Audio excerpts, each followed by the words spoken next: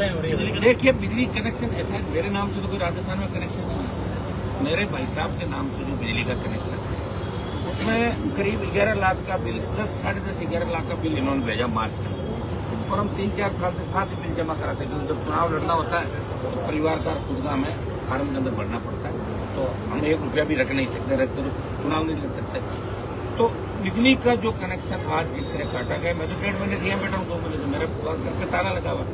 और मैंने कलेक्टर को और CMD MD को पूछा, मैंने कहा ऐसी क्या नौबत आती कि पूरे भजन लाल जी का खुद का ही टेलीफोन है। कलेक्टर बोला पहले चिकरा अग्रवाल का आया, तब हमने माना नहीं, तो भजन लाल ने टेलीफोन किया।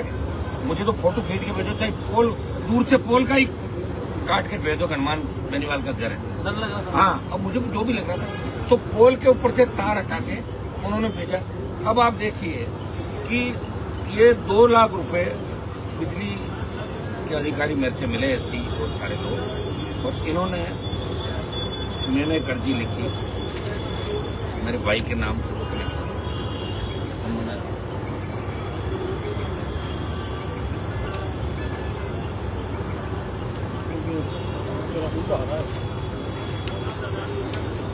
ये अर्जी लिख के और ये दी सेटलमेंट के लिए। ये 27 मार्च की अर्जी है, जिसमें 2 लाख रुपए SC के जमा कराए और SC ने सेटलमेंट का आदेश किया मार्च में। तो मार्च से जून हो गया, जुलाई आ गई, तो सेटलमेंट में लेने के बाद अगला क्या हुआ क्या नहीं हुआ ये तो मुझे वो कहते कि नहीं कहते, कनेक्शन थोड़ी काटते, सेटलमेंट बनी इसलिए नंबर 1। फिर मैंने MD को 25 जून को MD को भेजा, मैंने SC तो लेने का इसका डिस्पोजल करो, ये 25 जून MD को ये 2 लाख रुपये मैंने जमा कराया, इसकी रसीद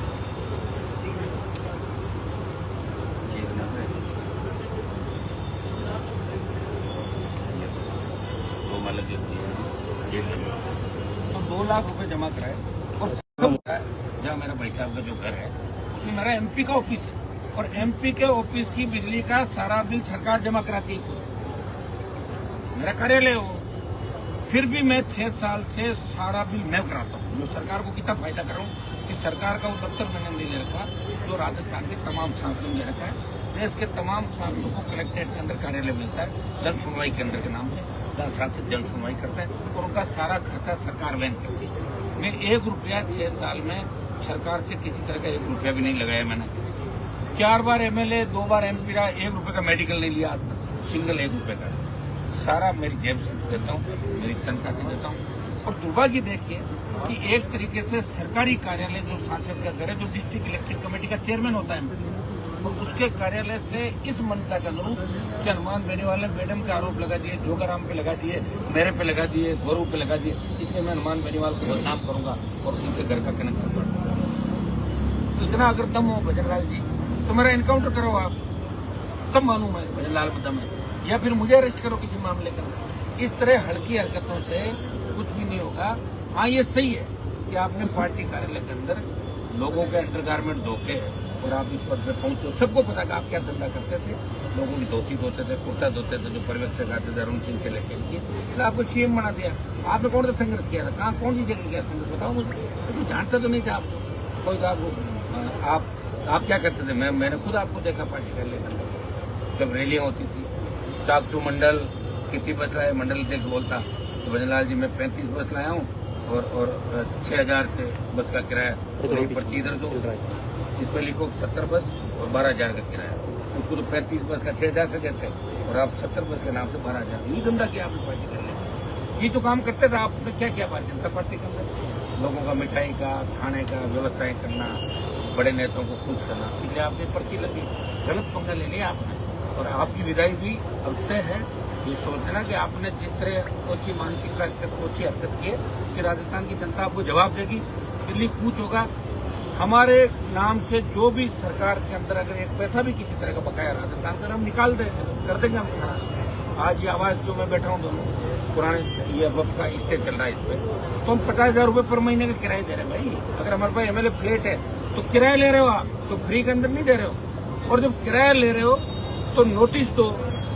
अगर बिजली का बिल आ गया, परिवार में आ गया, मैं तो कह रहा हूँ परिवारजनों की बात करो खुद के अलावा, तो हमें नोटिस दो, टाइम दो, उसके बाद ऐसी ओछी हरकत करो। आपने ओछी मानसिकता के साथ रिया के अंदर जो मैंने बीजेपी नेताओं के पैनल के लगाई परसों जाकर आंदोलन में, उसमें वहाँ की पूर्व सांसद मेड़ता के एमएलए 3-4-5 विधायक इनके थे, बड़े बीजेपी के नेता थे जो बजरी की माइन से चला रहे हैं प्रदेश थे, और इनसे इनका बदला लेने के लिए उन्होंने एक हल्की हरकत वहाँ पे की है। जबकि मैं तो सेटलमेंट के अंदर मेरा 2 लाख रुपए जमा है। पहले ये बताओ मेरे सेटलमेंट का क्या हुआ? मैं तो ये जवाब मांग रहा हूँ गुजरात सरकार से। और वो सांसद का कार्यालय है, घर के साथ साथ ऑफिस है, और ऑफिस का सारा खर्चा भी सांसद का मैं मेरी जेब से उठा रहा हूँ। कहीं राजस्थान में कोई सांसद ऐसा नहीं होगा जो खुद के खर्चे का अपना ऑफिस चला रहा है। ये मेरा आरोप है भजनलाल सरकार में, उनको अच्छी मानसिकता है।